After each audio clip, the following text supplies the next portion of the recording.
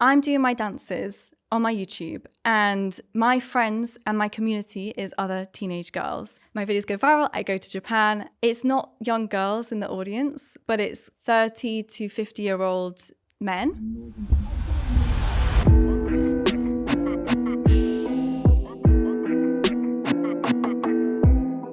I was born in Blackpool, and that's where my family is from. But when I was 2 years old, I moved to the Isle of Man with my family.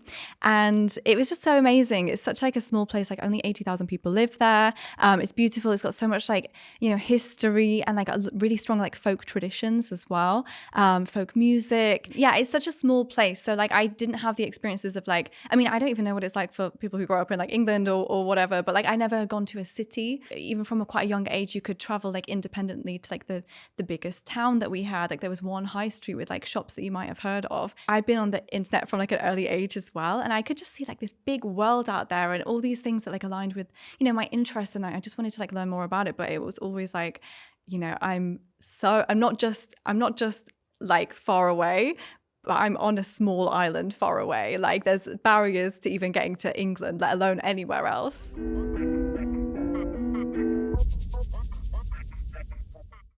I remember being really young. I must have been like maybe like 11 or 12 years old. And I was at the bookstore, and I was looking for something new to read. And I came across this section which was called like graphic novels. And I was like, what is this? And I was just so interested because I picked up this book and I was like, oh my God, you read this back to front. It's like right to left, not left to right. And it's got, there's words in it, but there's also like drawings and everything. And I was just like, what is this? So I was like, you know what, I'm going to try something a bit different. And I asked my mum to buy me this book. And it's called Fruits Basket. It's a manga comic. So like a Japanese comic. And I just really fell in love with the story. I was like, oh my God, this is amazing. Like it's so addictive to read. So I went online and I learned more about, manga. And then I was like, oh, and there's anime. So people are turning these, drawn stories into like animated like cartoon series. So I was like, well, I'll learn about that. I'll watch some of those.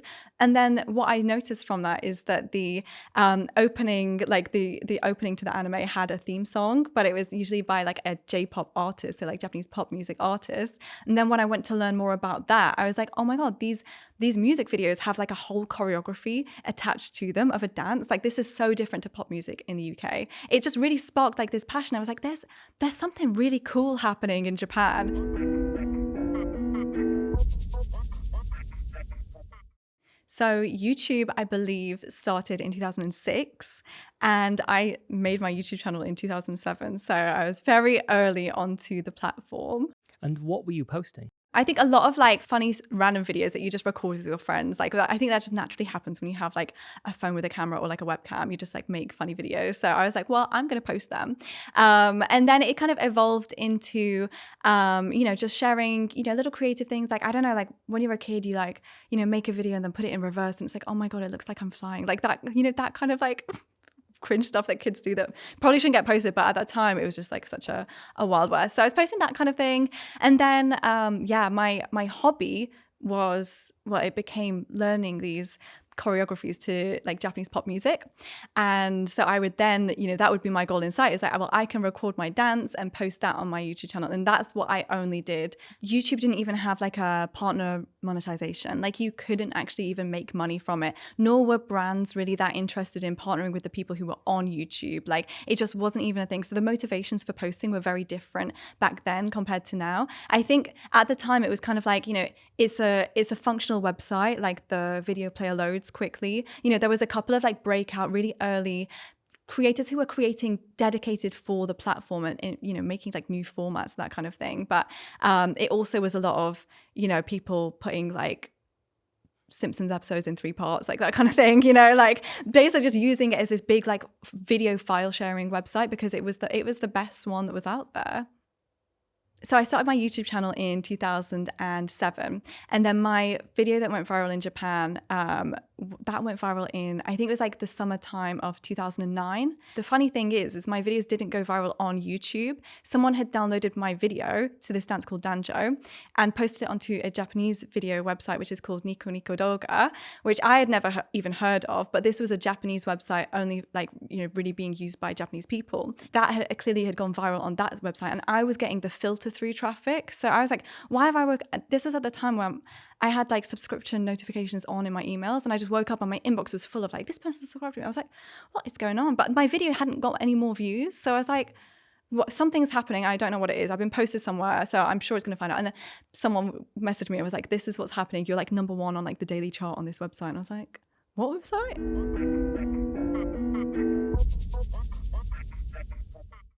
It was really exciting. And it was also quite overwhelming as well, because until that time, like my parents kind of knew that I was, I was enjoying like making my videos, but I don't think that they had quite realized that I was, growing, even because as I said, like that 200 subscribers, like, do you know what I mean? Like I was starting to grow like a very small little following. Like this was more than people that I knew seeing my videos. This was like other people. And I don't think that we ever really had a conversation about that change. But then when it went viral, like obviously the video started going up, and with that came also offers of like, do you want to come out to Japan? There was a couple of things that were coming in. There was like a TV channel wanted to like fly me out and do like a news piece kind of thing. There was a record label that was interested. And then there was also this management company that was like, hey, let's have a chat. And I think that we prioritized the conversation with that management company, because the other two things we were like, we literally don't know what we're doing here. So there was this agency, it was called Life is So Cruel. I don't think it's around anymore, but and it was also quite new at the time as well. They flew from London to the Isle of Man. It was two guys, one of them was Japanese, one of them was English. And they basically said, look, there's a really like exciting opportunity here. We can like help guide you through this. And so we decided to sign with this management company, and then from there it was all about planning like our first trip to Japan, which was just crazy to think about. My name obviously is Rebecca, but I wasn't posting online at that time with the name Rebecca. So I was going by, at that point I was going by Beckii online, but it had 2 I's at the end of it, not a Y. I really thought that it had to be very different at that time. So Beckii with 2 I's. When you write that in Japanese, you write it in katakana. And Japanese is quite a phonetic language. So the way Beckii is written, it doesn't matter if in English you're spelling it with a Y, 2 I's, an IE, anything like that. It would always be written the same. And in Japan at that time, especially, there was already a really famous talent called Beckii. And we were asking, like, do you want to use your actual surname? My surname is Flint. And I was like, I'm not sure about that. Like, I heard you shouldn't put your name out there too much, like your real name. And then my talent management agency, like my managers at that time, their agency was called Life is So Cruel. So that's where the name Cruel came from. They were like, would you like to be called Beckii Angel or Beckii Cruel? Because they were thinking about like this project called like Cruel Angels. So I was like, well, Cruel sounds quite cool. So we went with it, and it just stuck. It was really quite a quick decision. Like we didn't have long to think about it, and I didn't know what I should be called. I was happy to just be Beckii, but it wasn't possible. So popped a Cruel on the end, and that's my full original name.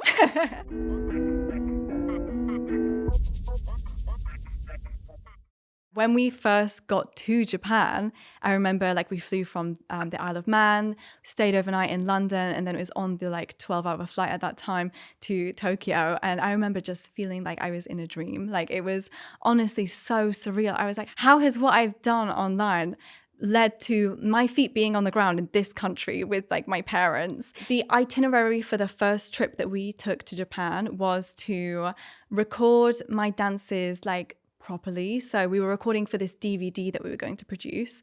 And also they were going to make music with me. So I was going to record songs. I was going to be part of the encore dance at this big show called Animelo Summer Live, which is basically all the anime songs put into like a big concert. And it's huge. There's 25,000 people there. And so they also had this opportunity for me to go and dance like on stage for 25,000 people. And I was like, what's going on here? So I had quite a busy schedule for a first trip in Japan, but it was incredible.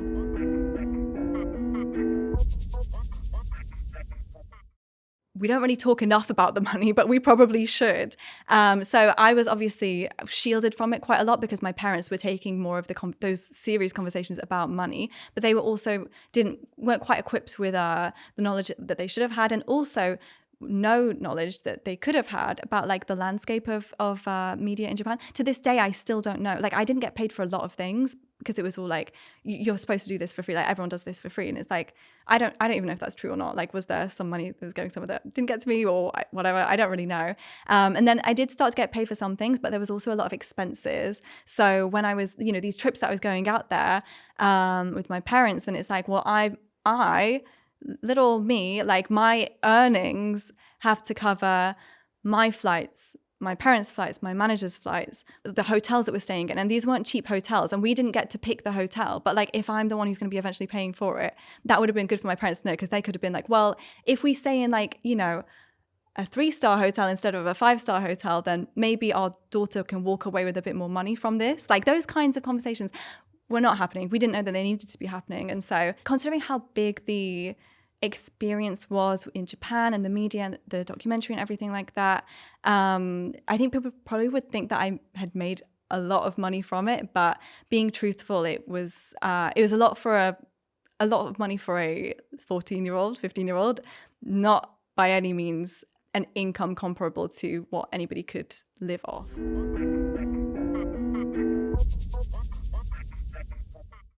Everyone on my Facebook was like, what? Where have you gone over summer? That's crazy. And then the local press definitely like started to get a little bit interested. And so I did like an interview on like the local radio, the local newspapers like started writing a little bit about it. And so we started like sharing the story. And so through that, people on the island would start to like just know about the story that I had. But then the time that it really became very, very unhideable was when I had my documentary crew filming in my school. Like there's no low key about that. That's very high key. Yeah, there was no hiding from it at that point when the documentary crew is going around asking everyone in your class to sign like a release form if they want to be on television. Like that's like quite serious to a lot of people. So BBC Three as well at the time, it was also doing like really cool programs, like really interesting stories. Maybe like other channels weren't talking about like the internet and social media because it was still quite early and quite new. But that was the channel that was like covering more of these topics that was more interesting to like younger people as well. So the way that it came about is obviously we got like emails, spoke to the producers of it. They actually flew over and filmed like a little pilot episode. They were able to get that commissioned, and then we went full force into filming like the actual documentary. So they came to my home many times. I was being filmed on my actual 14th birthday day. Like they came to Japan with us for one trip. They were really, when we did things in London, they were there as well. So it was really quite a lot of hours and hours of filming for 1 hour of television. It's really quite like a strange thing to have your 14-year-old self, like 13, 14-year-old self, like immortalized in that way, in like such a, I guess, quite like in-depth feature. Certainly not used to talking at length to like English media. Like everything that I was doing in Japan, I was just talking to my manager who would then translate it into Japanese. Do you know what I mean? So I wasn't really in charge of those conversations before. And then in terms of like, the gifts and things that was like mentioned and discussed in the documentary as well, there was also some like, uncomfortable questions and uncomfortable periods that I just didn't really know how to navigate. Getting asked quite personal questions like for a national documentary, but how do you politely say no? Like, I don't think I was used to politely setting my boundaries and understanding like media in that kind of way. So when I watch it back, that girl feels so far away.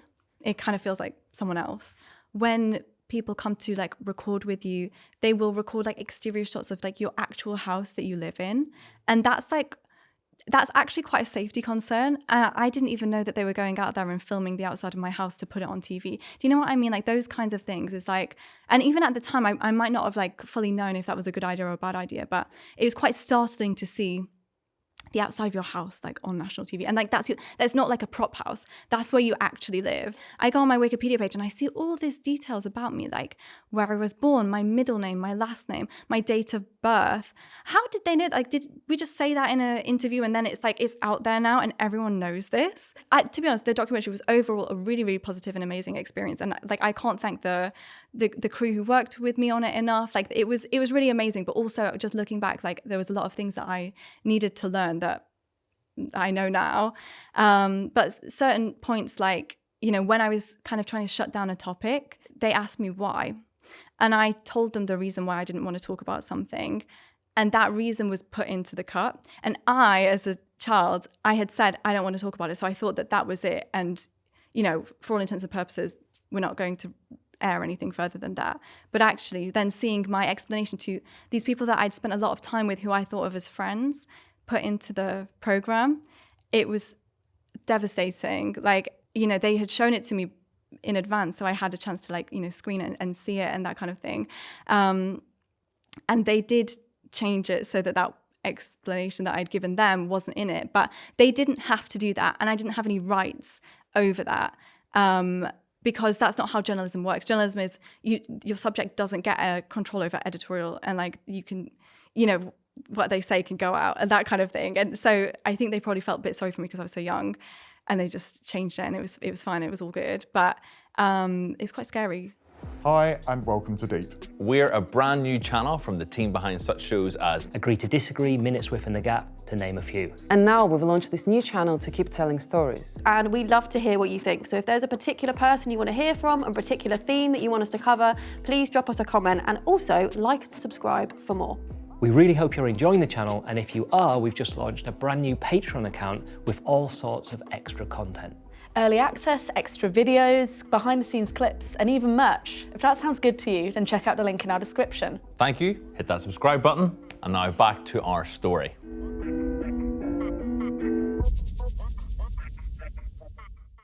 It's quite contradictory, right?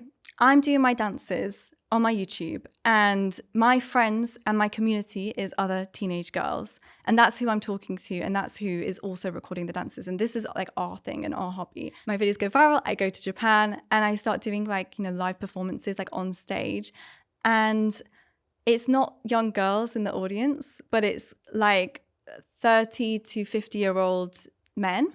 I felt a little bit uncomfortable, I think, because I had not really had any interest in social, I don't want to be rude, but I don't really have any interest as a child in socializing with that demographic of that amount of men. You know what I mean? I was oh, if there's where's bring me to the cute teenage girls so we can become friends. That's what I was kind of hoping for. And I was I don't really get this. It was tried to be explained to me and my family a lot that this is a really unique part of Japanese pop culture, which is specifically within idol culture as well, is that all the fans are basically older Japanese men, and they really love these cute girl idols.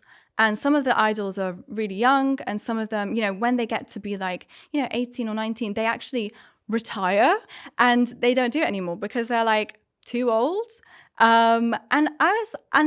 But they were saying, but it's not creepy. This isn't a creepy thing, or this isn't a sexual thing. This is just an adoration of cuteness and innocence, or whatever those words they were using were. Is this all okay? But we didn't know, because it was literally the people that we trusted, our management and that kind of thing. That's what they were telling us. We didn't have anyone else to check in with and ask. And even now, though, the conversation doesn't have a clear answer, because most people will say yes, this is a completely innocent thing, it's not creepy, and it's not. But then it's also how is that possible? It's all not creepy, because that doesn't make any sense statistically. What is this? So I actually, even as an adult now, I'm 29 now, I still don't have a full opinion on it. But I think that it was a really hard one to get to the bottom of. And I think especially not growing up in that culture, where it might have been just quite a normal thing in that culture, is quite difficult to reconcile. What's the Western eye looking in going to think as well? And I think that that's where my parents were also concerned, because it's okay, you're telling us that this is all cool, above board and fine and normal in Japan, but I have a life in the West, and there's these things called gravure magazines in Japan, which I don't necessarily know how to describe it, but it's lads mags, but not in the same kind of positioning, because I think culturally in Japan there's more of an emphasis on youthfulness, cuteness, modesty in a way, I suppose, versus in the West it's a lot more overt, sexual, that kind of thing. And so we can quite clearly tell what is something and what isn't something.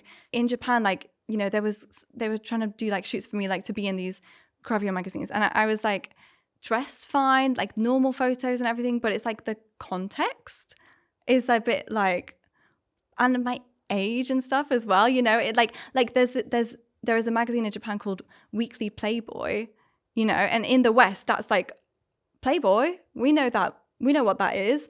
But in Japan, the way that it's presented and the way that it is in the culture is quite different. So like, it was quite a difficult thing to kind of balance. And like, I remember my parents just really, really struggling with that, because it's like, you're telling us one thing, but like, I don't know if we had the full guidance that might have been useful to navigate those difficult like cultural barriers. I suppose there was pressure being put as to what is Beckie's limit as to what is going to be done here, because in Japan, the idols out there who are Japanese would be doing swimsuit photo shoots and all of this and all of that. And that was just not a possibility. Like, that was a very firm boundary set by my family, that with my age and everything like that, it was just not appropriate to be doing swimsuit photo shoots.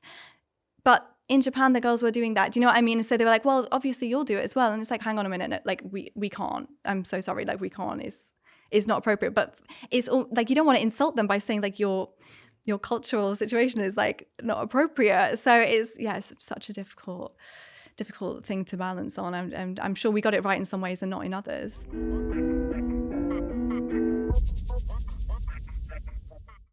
There wasn't like that's it, it's over. Like, no one comes and tells you like it's over. You know what I mean? Like, there's always, it's a very like slow, gradual thing. So slow you can't even really tell that it's happening. But there was a pivotal point in which I left that original management company.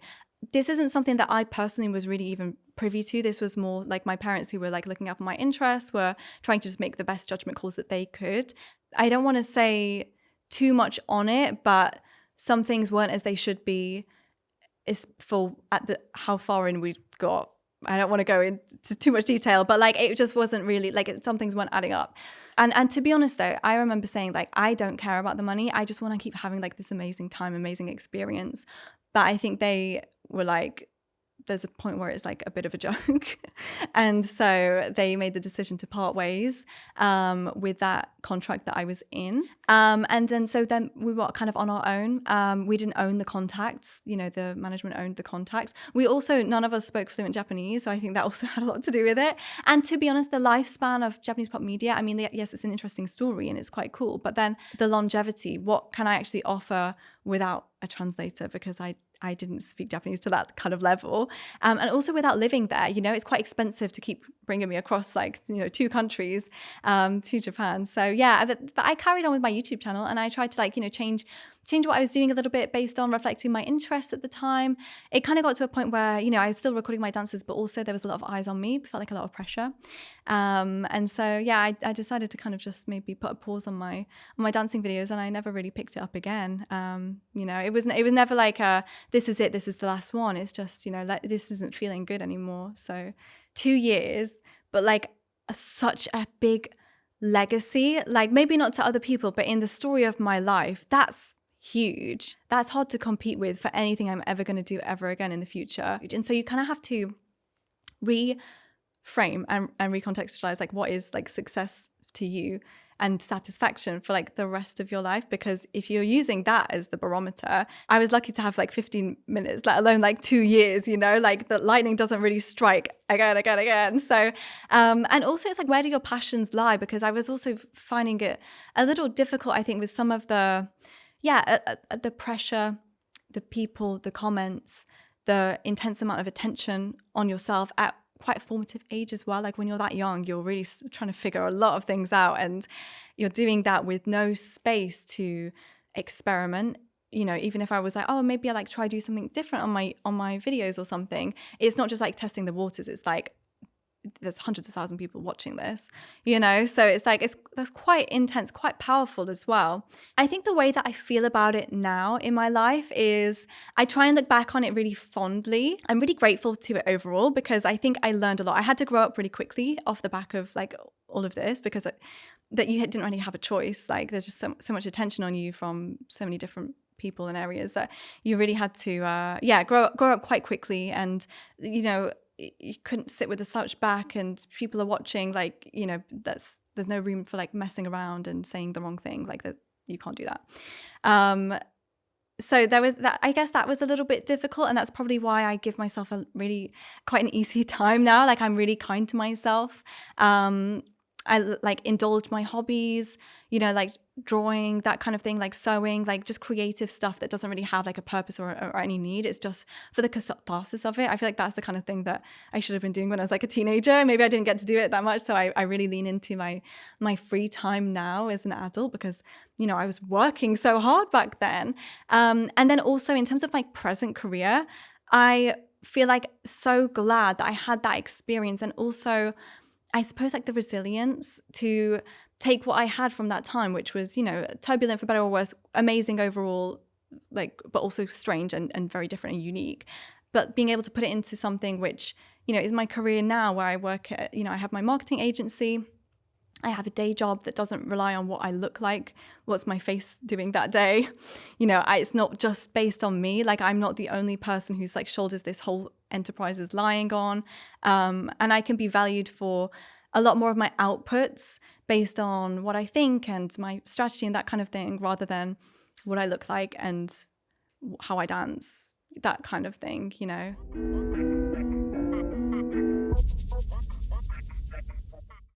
This is the thing that we have now for our kids, is they don't want to grow up to be like doctors or, you know, artists or these other careers that used to be like the number one ambition. I want to be an influencer. And that obviously comes with like social media and posting, you know? So it's a lot of the content that they're consumed by and exposed to is this amazing like influencer life. They're seeing a lot of the good sides of it, but maybe they're not that exposed to the bad sides of it. So that, you know, the way up is or maybe they think, you know what, I could deal with it, because they're kids, right?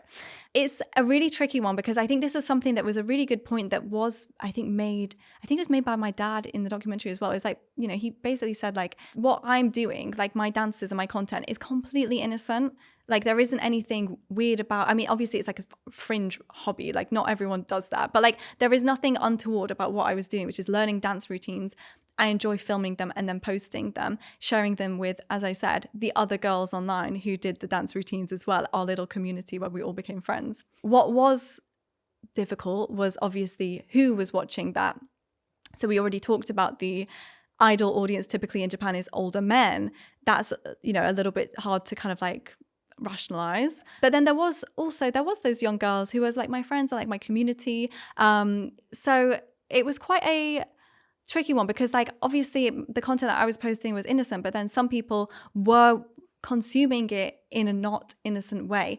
But should I not be able to post my innocent content because to be honest, there's a lot of creepy people online, and even if you post a picture of something very innocent, not sexual, untoward, or anything like that, you could still find somebody who's like, oh my god, that's just the ticket. Like, they're gonna take it like the wrong way, not the way that you intended to do it. And that's the frustrating thing about it, to be honest, is because like, why should we limit our freedoms and what we want to do?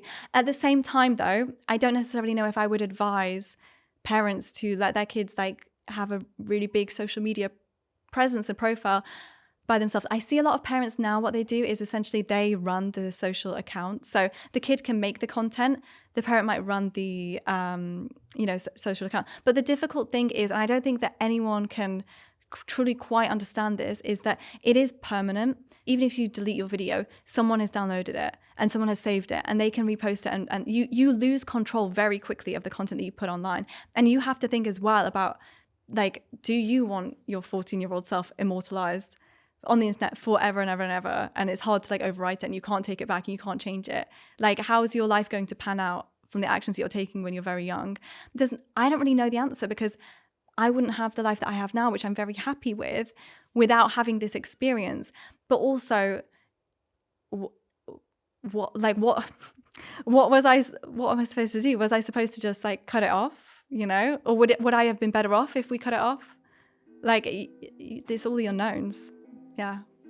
So I don't know. You have to make your own judgment call. But I think no unmonitored internet access, no unmonitored social media accounts for children, please. Like, that's very, very important.